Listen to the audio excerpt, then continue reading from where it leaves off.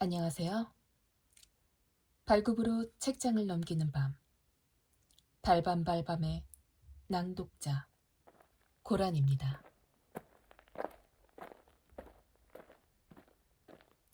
이상 날개.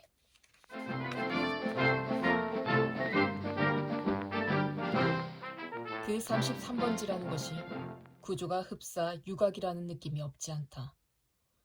한 번지에 18가구가 쭉 어깨를 맞대고 늘어서서 창호가 똑같고 아궁이 모양이 똑같다. 게다가 각 가구에 사는 사람들이 송이송이 꽃과 같이 젊다.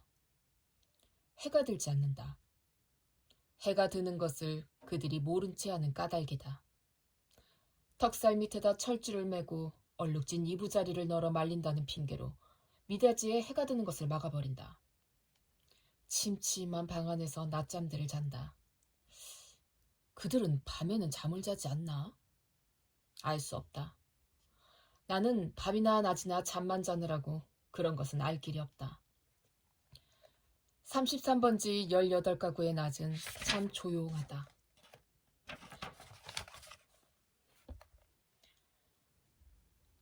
조용한 것은 나뿐이다. 어둑어둑하면 그들은 이부자리를 걷어들인다. 전등불이 켜진 뒤에 18가구는 낮보다 훨씬 화려하다. 저물도록 미닫이 여닫는 소리가 잦다. 바빠진다. 여러 가지 내음새가 나기 시작한다. 청어 굽는 내, 탕꼬도랑 같은 화장품 내, 뜸을 내, 비누 내. 그러나 이런 것들보다도 그들의 문패가 제일로 고개를 끄덕이게 하는 것이다. 이 18가구를 대표하는 대문이라는 것이 구석져서 왜 따로 떨어져 있긴 했으나 있긴 있다. 그러나 그것은 한 번도 다친 일이 없는 한길이나 마찬가지인 대문인 것이다. 온갖 장사치들은 하루 가운데 어느 시간에라도 이 대문을 통하여 드나들 수가 있는 것이다. 이네들은 문간에서 두부를 사는 것이 아니라 미닫이만 열고 방에서 두부를 사는 것이다. 이렇게 생긴 33번지 대문에 그들 18가구의 문패를 몰아다 붙이는 것은 의미가 없다. 그들은 어느 사이엔가 각 미닫이 위 백인당이니 길상당이니 써붙인 한 곁에다 문패를 붙이는 풍속을 가져버렸다. 내 방 미닫이 위 한 곁에 칼표 딱지를 내세다 낸 것만한 내 아내의 명함이 붙어있는 것도 이 풍속을 좇은 것이 아닐 수 없다. 나는 그러나 그들의 아무와도 놀지 않는다. 놀지 않을 뿐만 아니라 인사도 않는다. 나는 내 아내와 인사하는 외에 누구와도 인사하고 싶지 않았다. 내 아내 외에 다른 사람과 인사를 하거나 놀거나 하는 것은 내 아내 낯을 보아 좋지 않은 일인 것만 같이 생각이 들었기 때문이다. 나는 이만큼까지 내 아내를 소중히 생각한 것이다. 내가 이렇게까지 내 아내를 소중히 생각한 까닭은 이 33번지 18가구 가운데서 내 아내가 내 아내의 명함처럼 제일 작고 제일 아름다운 것을 안 까닭이다. 18가구의 각기 별로들은 송이송이 꽃들 가운데서도 내 아내는 특히 아름다운 한떨기 꽃으로 이 함석지분 및 볕 안 드는 지역에서 어디까지든지 찬란하였다. 따라서 그런 한떨기 꽃을 지키고 그 꽃에 매달려 사는 나라는 존재가 도무지 형언할 수 없는 거북살스러운 존재가 아닐 수 없었던 것은 물론이다. 나는 어디까지든지 내 방이 집이 아니다. 집은 없다. 내 방이 마음에 들었다. 방 안의 기온은 내 체온을 위하여 쾌적하였고 방 안의 침침한 정도가 또한 내 시력을 위하여 쾌적하였다. 나는 내 방 이상의 서늘한 방도 또 따뜻한 방도 희망하지는 않았다. 이 이상으로 밝거나 이 이상으로 아늑한 방을 원하지 않았다. 내 방은 나 하나를 위하여 요만한 정도를 꾸준히 지키는 것 같아 늘 내 방에 감사하였고 나는 또 이런 방을 위하여 이 세상에 태어난 것만 같아서 즐거웠다. 그러나 이것은 행복이라든가 불행이라든가 하는 것을 계산한 것은 아니었다. 말하자면 나는 내가 행복되다고도 생각할 필요가 없었고 그렇다고 불행하다고도 생각할 필요가 없었다. 그냥 그날그날을 그저 까닭없이 펀둥펀둥 게으르고만 있으면 만사는 그만이었던 것이다. 내 몸과 마음에 옷처럼 잘 맞는 방 속에서 뒹굴면서 축 처져 있는 것은 행복이니 불행이니 하는 그런 세속적인 계산을 떠난 가장 편리하고 안일한, 말하자면 절대적인 상태인 것이다. 나는 이런 상태가 좋았다. 이 절대적인 내 방은 대문간에서 세어서 똑 7째 칸이다.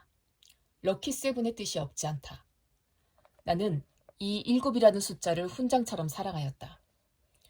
이런 이 방이 가운데 장지로 말미암아 2칸으로 나뉘어 있었다는 것은 그것이 내 운명의 상징이었던 것을 누가 알랴? 아랫방은 그래도 해가 든다. 아침결에 책보만한 해가 들었다가 오후에 손수건만해지면서 나가버린다. 해가 영영 들지 않는 윗방이 즉 내 방인 것은 말할 것도 없다. 이렇게 볕 드는 방이 아내 방이요, 볕 안 드는 방이 내 방이요 하고 아내와 나 중 누가 정했는지 나는 기억하지 못한다. 그러나 나에게는 불평이 없다. 아내가 외출만 하면 나는 얼른 아랫방으로 와서 그 동쪽으로 난 들창을 열어놓으면 들여비치는 볕살이 아내 화장대를 비쳐 가지각색 병들이 아롱지면서 찬란하게 빛나고, 이렇게 빛나는 것을 보는 것은 다시 없는 내 오락이다. 나는 조그만 돋보기를 꺼내가지고 아내만이 사용하는 지리가미, 즉 휴지를 끄실려가면서 불장난을 하고 논다. 평행광선을 굴절시켜서 한 초점에 모아가지고 그 초점이 따끈따끈해지다가 마지막에는 종이를 끄실리기 시작하고 간에다 아란 연기를 내면서 드디어 구멍을 뚫어놓는 데까지 이르는 그 얼마 안 되는 동안의 초조한 맛이 죽고 싶을 만치 내게는 재미가 있었다. 이 장난이 실증이 나면 나는 또 아내의 손잡이 거울을 가지고 여러 가지로 논다. 거울이란 제 얼굴을 비칠 때만 실용품이다. 그 외의 경우에는 도무지 장난감인 것이다. 이 장난도 곧 실증이 난다. 나의 유의심은 육체적인 데서 정신적인 데로 비약한다. 나는 거울을 내던지고 아내의 화장대 앞으로 가까이 가서 나란히 늘어놓인 그 가지각색의 화장품 병들을 들여다본다. 그것들은 세상에 무엇보다도 매력적이다. 나는 그중 하나만을 골라서 가만히 마개를 빼고 병 구멍을 내 코에다 가져다 대고는 숨죽이듯이 가벼운 호흡을 하여 본다. 이국적인 센슈얼한 향기가 폐로 스며들면 나는 저절로 스르르 감기는 내 눈을 느낀다. 확실히 아내의 채취의 파편이다. 나는 도로 병마개를 맞고 생각해본다. 아내의 어느 부분에서 요 내음새가 났던가를. 그러나 그것은 분명치 않다. 왜? 아내의 채취는 여기 늘어서는 가지각색 향기의 합계일 것이니까. 아내의 방은 늘 화려하였다. 내 방이 벽에 못한 게 꽂히지 않는 소박한 것인 반대로 아내 방에는 천장 밑으로 쫙 들려 못이 박히고 몸마다 화려한 아내의 치마와 저고리가 걸렸다. 여러 가지 무늬가 보기 좋다. 나는 그 여러 조각의 치마에서 늘 아내의 몸통과 그 몸통이 될 수 있는 여러 가지 포즈를 연상하고 연상하면서 내 마음은 늘 점잖지 못하다. 그렇건만 나에게는 옷이 없었다. 아내는 내게는 옷을 주지 않았다. 입고 있는 코르덴 양복 한 벌이 내 잠옷이었고 통상복과 나들이 옷을 겸한 것이었다. 그리고 하인에게 스웨터가 한 조각, 사철을 통한 내 네이다. 그것들은 하나같이 다 빛이 검다. 그것은 내 짐작 같아서는, 즉 빨래를 될 수 있는 데까지 하지 않아도 보기 싫지 않도록 하기 위한 것이 아닌가 한다. 나는 허리와 2가랑이 3군데 다 고무밴드가 끼어있는 부드러운 사르다마 팬츠를 입고 그리고 아무 소리 없이 잘 놀았다. 어느덧 손수건만해졌던 볕이 나갔는데 아내는 외출해서 돌아오지 않는다. 나는 요만한 일에도 좀 피곤하였고 또 아내가 돌아오기 전에 내 방으로 가 있어야 될 것을 생각하고 그만 내 방으로 건너간다. 내 방은 침침하다. 나는 이불을 뒤집어 쓰고 낮잠을 잔다. 한 번도 거둔 일이 없는 내 이부자리는 내 몸통의 일부분처럼 내게는 참 반갑다. 잠은 잘 오는 적도 있다. 그러나 또 전신이 까칫까칫하면서 영 잠이 오지 않는 적도 있다.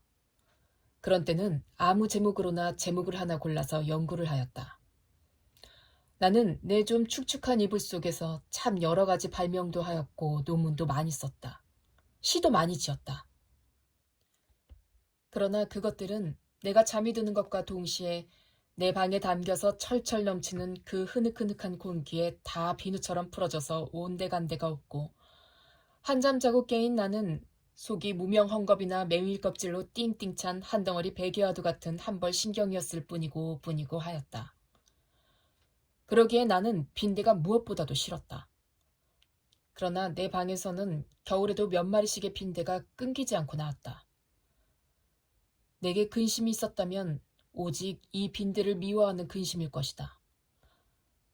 나는 빈대에게 물려서 가려운 자리를 피가 나도록 긁었다. 쓰라리다. 그것은 그윽한 쾌감에 틀림이 없었다. 나는 홍곤히 잠이 든다. 나는 그러나 그런 이불 속의 사색 생활에서도 적극적인 것을 궁리하는 법이 없었다. 내게는 그럴 필요가 대체 없었다. 만일 내가 그런 좀 적극적인 것을 궁리해내었을 경우에 나는 반드시 내 아내와 의논하여야 할 것이고 그러면 반드시 나는 아내에게 꾸지람을 들었을 것이고 나는 꾸지람이 무서웠다느니 보다는 성가셨다. 내가 제법 한 사람의 사회인의 자격으로 일을 해보는 것도 아내에게 잔소리를 듣는 것도 가장 게으른 동물처럼 게으른 것이 좋았다. 될 수만 있으면 이 무의미한 인간의 탈을 벗어버리고도 싶었다. 나에게는 인간 사회가 스스로웠다. 생활이 스스로웠다. 모두가 서먹서먹할 뿐이었다. 오늘은 여기까지. 다그닥.